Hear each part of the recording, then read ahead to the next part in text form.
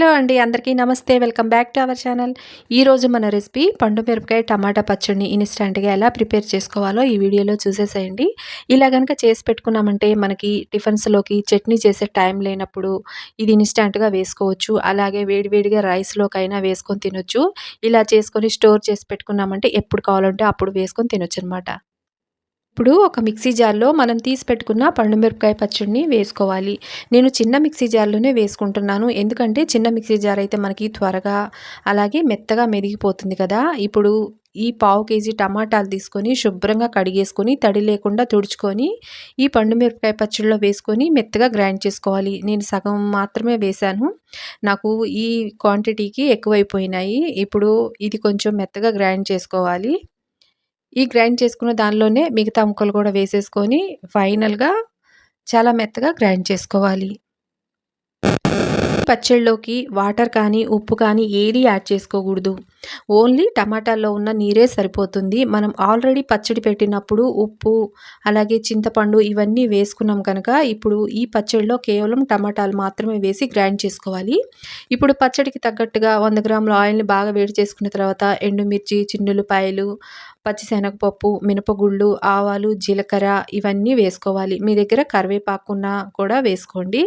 ఈ పోపు మొత్తం బాగా ఫ్రై చేసుకోవాలి. సన్నని మంట మీద పోపు మొత్తం బాగా ఫ్రై అయిన తర్వాత ఇప్పుడు ఈ పచ్చడి మొత్తం ఈ తాలింపులో వేసేసుకోవాలి. తాలింపులో వేసేసుకొని ఇది మొత్తం బాగా కలుపుకోవాలి. మనం పచ్చడి వేసినప్పుడు ఆయిల్ అనేది మనకి ఎక్కువగా ఉన్నట్టు అనిపిస్తుంది కదా! అదేమీ ఉండదండి. మనకి పచ్చడి ఇలాగా వేగే కొద్దీ ఆయిల్ మొత్తం పచ్చడిని అబ్జర్వ్ చేసేసుకుంటుంది. మొత్తం ఇలా సన్నని మంట మీద కలుపుతూ ఉండాలి. నీరనేది ఇనికిపోయి మనకి ఓన్లీ ఆయిల్ అనేది మాత్రమే మనకి పైకి రిలీజ్ అవుతుందనమాట. అప్పటి వరకు ఇదిగో ఇలాగ వచ్చే వరకు మనం సన్నని మంట మీద కలుపుతూ ఉండాలి.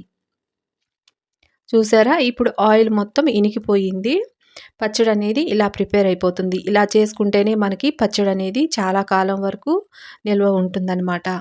తర్వాత ఈ స్టేజ్‌లోనే ఇప్పుడు స్టవ్‌ని ఆఫ్ చేసుకోవాలి.